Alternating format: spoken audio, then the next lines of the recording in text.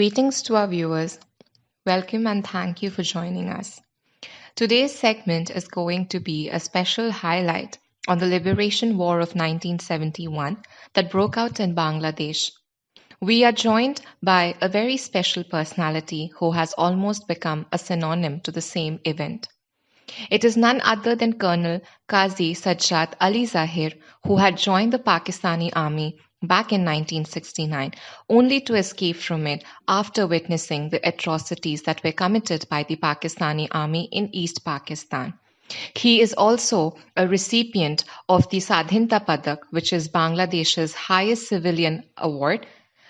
Colonel Sajjad is also due to receive the Padma Shri Award, which is one of India's highest civilian award for the year 2021. So, Colonel, we welcome and thank you for agreeing to join us for today's segment. Let me begin with the first question. How has the liberation of 1971 shaped the relation between India and Bangladesh to date, as it is one of the most uniting factors which has shaped between the two countries in this modern age? Thank you for this very pertinent question when we are celebrating the 50 years of our independence and the 100 years of birth anniversary of our father of the nation, Bangabandhu Sheikh Mujibur Rahman. I would like to start by telling that war kills men, women, children, love, and mostly kills history if we are not culturing history. Due to many situations in Bangladesh after the assassination of father of the nation, his family members and national leaders in 1975, history took a backseat. We were literally disengaged from the friendship that started growing from 1971. But then, after the arrival of Honorable Sheikh Hasina, daughter of Sheikh Mujibur Rahman, into the political scene, things seem to have changed. Now we are culturing and discussing and researching and communicating with each other on 1971 Liberation War. And to tell you that when I come to you, I come not as a historian, but as a living history, because we were involved in making of history in 1971. 71 was like a tidal wave of blood. It looked like a forever war, although it was only 9 months. Zalims and Zulum used the weapon of sadness that I say, the Pakistan army. The atrocities have unparalleled in world history. We can only equate this with the Nazi Germany's atrocities and of 1943, 44, and 45. So actually, it was a war that we didn't want to fight. It was a war imposed on us by an operation plan of Pakistan Army called Operation Searchlight. And when they started killing every person in Bangladesh, being a Bengali was a crime, so we had to resort to resistance. And we formed initially a small part of the Mukti Bahini. And we are very fortunate in the form of India, great friendship emerged. The people of India stood beside us. The Border Security Force of India stood beside us. The soldiers of India, political leaders, social leaders, and we had a tremendous support from India.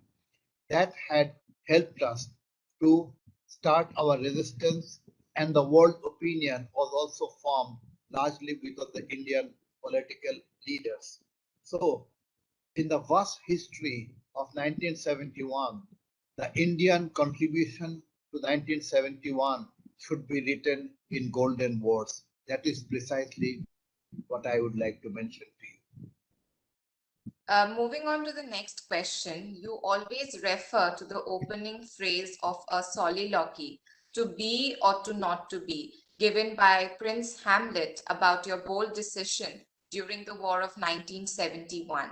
So, why do you associate your decision to this phrase, and what prompted you to take such a courageous decision to leave the well established Pakistani army life and join the liberation war of East Pakistan?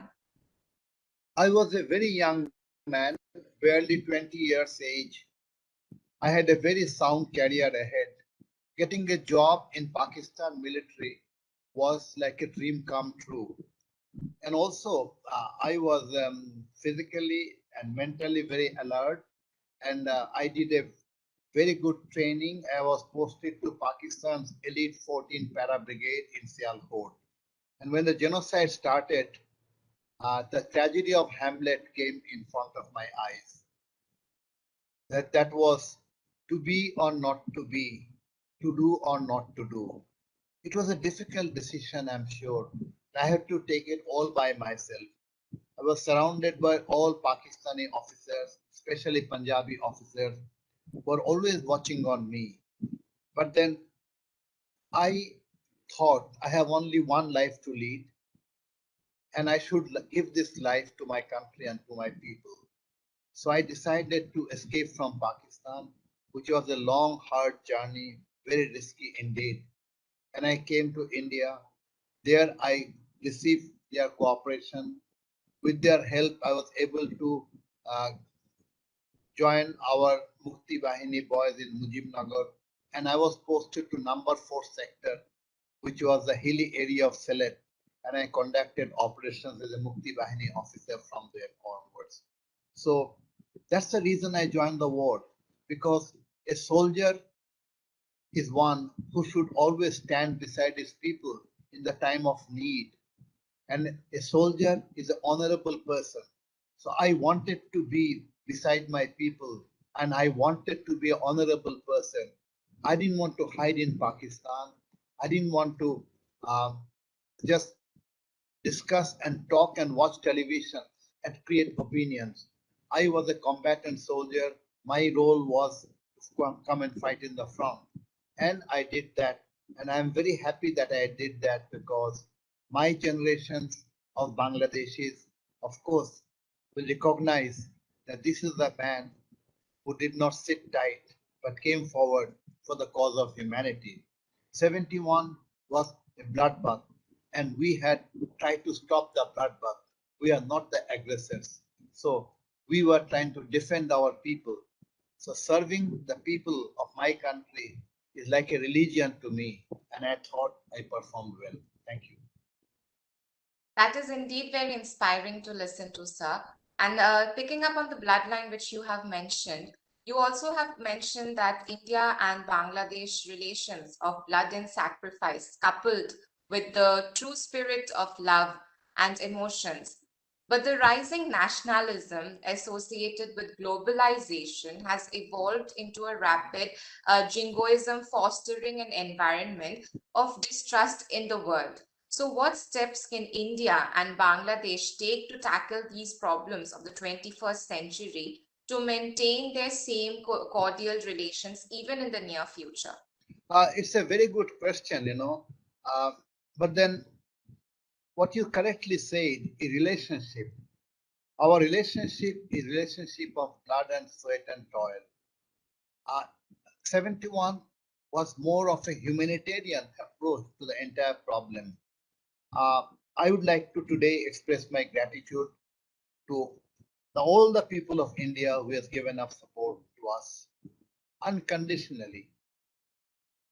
Can you imagine how many hundreds of people, of citizens of India, died in the border areas when Mukti Bahini or the refugees were chased by Pakistan army crossing over the border and killing the civilian? But they are never unhappy with us. The refugees were dying, and the common people of India, they came and shared their meal with us. Not a single refugee. We had 98 lakhs 99,305 refugees living in 825 camps all over the border areas. Not a single refugee was harassed or insulted by anybody. This is a great thing that the people of India did. And also, please remember that Indians did train the Mukti Bahini and train them very well to become guerrilla forces. We are direct beneficiary of these trainers. And also, India had given us weapons in the battlefield, trained our Mukti Bahini wounded in their hospitals, the refugees. Thousands of students, doctors, medical students were volunteers in the refugee camps and in the hospitals treat us. This was a fascinating tale. I can tell the tales which very few people can tell because I have seen all by myself. So, relationship of blood also uh, culminated in the final operation of the Indian army going to Bangladesh. Thousands of Indian soldiers marched into Bangladesh side by side with us, protecting us, helping the common people. And war doesn't come cheap. It comes with blood, blood of the youth. Thousands of Indian soldiers were martyred and thousands and thousands were wounded. This is a very sad episode because it was all, I say, holy khela of blood actually. It was everywhere. So I always say that the blood of the Indian soldiers are flowing, will flow, and will keep flowing through the great rivers of Bangladesh, Padma, Meghna, Jamuna, and Tista. That history says so, that together we fought in 71 and together we died. Our relationship is based on bondage of sacrifice and blood. It will never go away. You are right, there are international politics and nationalism which come up.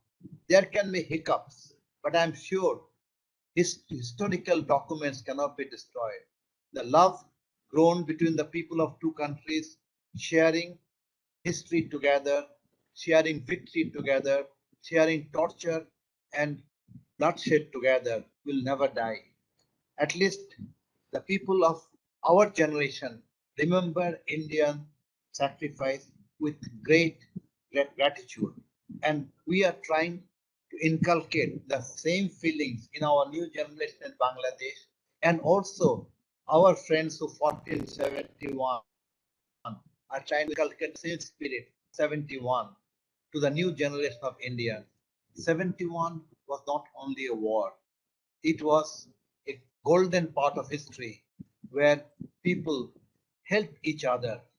People rose to the high level of humanity and sacrifice and helped each other. Every country in the world should learn from India and Bangladesh the sacrifice of 71. In many countries in the world, there are still a lot of conflicts going on. Conflicts will come, conflicts will go. But the example Indian people and India forces have set inside 71 should always be a part of history, shall be taught not only in Bangladesh and India, but all over the world what sacrifice is all about, what humanity is all about.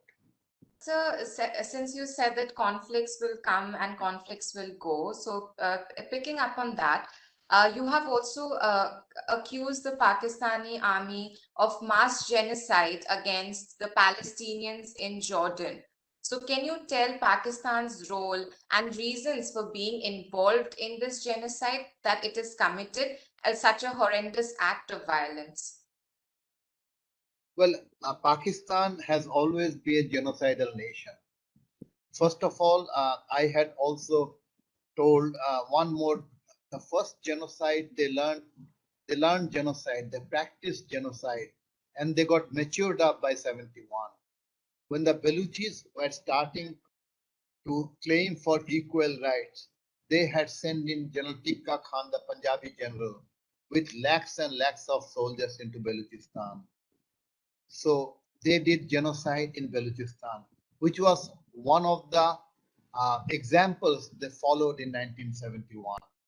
And we also are aware that Pakistan's General Ziaul Haq, with his training division in Jordan, on the order of King Hussein, killed many Palestinians because they are asking for equal rights.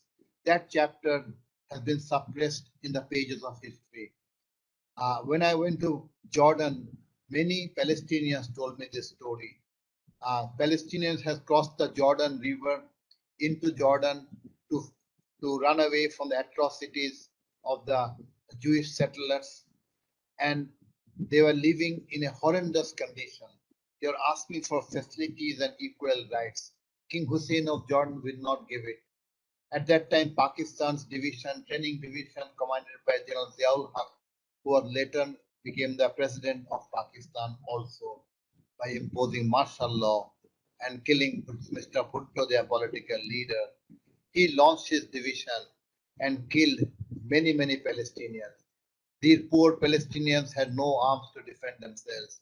Many of them had to run away to Egypt, Lebanon, to Syria, other countries. That chapter we are aware of, but history's neglect has taken place there. And also, even now, you see the aggressive nature of Pakistanis in all their border areas, including in India also. So, uh, this nation has to come up to the level of international humanitarian attitude. They should leave the path of destruction and genocide. And also, I'm very sorry to tell you, there is a Shimla conference and Delhi conference. Mr. Bhutto, being the head of the state of Pakistan, the president, had made a commitment that he will try every war criminals. In the month of December 26th, he formed Hamdur Rahman Commission. Hamdur Rahman was the Chief Justice of Pakistan on the atrocities done in Bangladesh. The commission submitted the report, but it was not made public. It is said that ISI took away the reports. So nobody knew what was in the report. So they violated another commitment by not punishing the perpetrators and war criminals. And we from Bangladesh in the first phase has submitted a list of 200 war criminals already with justification for these conferences so that the trial could start and trial to be held in Bangladesh. But it was not done. Actually, if you go back to the pages of history, Pakistan should have tried the war criminals. They didn't try the war criminals. So what they land up with, Pakistan lands up with a strange phenomena. They kill all their leaders. Mr. Jinnah, who was the father of the nation of Pakistan, did not have a natural death. We have reasons to prove that. There was a conspiracy to kill him. Their popular Prime Minister, Liaquat Ali Khan, was killed. Their Prime Minister, Zulfikar Ali Bhutto, was killed. Fatima Jinnah was killed. General Ziaul Haq was killed. Who was not killed? So, killing begets killing. 7-1 was a good opportunity for Pakistan to try the war criminals, that will raise their standard higher in the among the world community, that they try, at least they try the perpetrators, the rapists, and the killers. They haven't done that. History's neglect will erase them from history. History will take revenge on them, and historical revenge is very painful. That's what I have to say. Thank you. So we are coming to the last question now. Through the passage of this interview, you have stressed on how the importance of history is important in understanding both past connotations as well as the present and the future. By saying that war kill, but let not kill war history, how crucial is this thought for the country's younger generations, and what can be done to preserve the same history for both of the countries, which is India and Bangladesh, to remain fresh in people's mind in this uncertain world? It's a very good question, the last question. Thank you for that. This is what I also think about this factor, what you have raised today. Uh, we, our new generation, to be infused with the spirit of 1971, because as I told you, 71 was very sad period, but a period where we learned to stand up together and face an enemy which was conducting genocide. So, human factor was very important. So every citizen and the new generation of both the countries should build themselves so that they can sacrifice for their country. Number two, India's prestige in the world rose because they stood by the side of the suffering humanity. And if you go back to the pages of history, just after the war, slowly and slowly, India became a regional superpower already, not only in the field of military and economy, but in the field of morality also. Number three is that the pride of India rose. I always say that a new generation of India can be very proud of their soldiers. A nation should always be proud of their soldiers. Let me tell you one thing. More than nearly 3 lakh soldiers entered Bangladesh from all fronts in 1971. They stayed there for more than 3 months. This is the only army in the world which has gone back after conducting successful operation and liberating one country. Americans haven't gone and haven't left Germany and Japan till now. No country leaves. British haven't left. No country leaves. But India had the dignity and honor and respect for people of Bangladesh. They left. And they left how? By giving a guard of honor salute by 4 guard regiment. And it was Lieutenant Colonel Himmat Singh, I remember the name, who gave guard of honor to Bangabandhu Sheikh Mujib and took his blessing and left Bangladesh. And they all left Bangladesh on the day of his birthday, giving him a birthday present that we have now completed our victory and we are going back to our country. But important, you must remember, soldiers are young, soldiers are hot headed. Any group of soldiers enter another country, they commit murder and rape. I am pleased to tell you, not a single rape was conducted by Pakistan, by, sorry, a single rape was conducted by Indian army, by any soldier, any officer. Not a single murder was committed. They are all armed people, young, enthusiastic, nothing has happened. That's a great honor. It's a great part of history. We forget to mention it. You, our new generation, both the countries should remember that. And also, they have left with all Bangladesh carrying forward their dignity, honor, and soldierly act, which should be taught to the students of not only India, but students all over the world. That's the way to behave. That's the way to serve the country. So the legacy of this spirit should be carried forward to your generation so that they also become similar type of soldiers in their lifetime. And a lot of people talk about big neighbors and big forces and all that.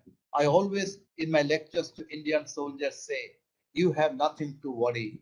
You have the best charactered army in the world because this army has set an example internationally. And also, this is the most battle inoculated army in the world.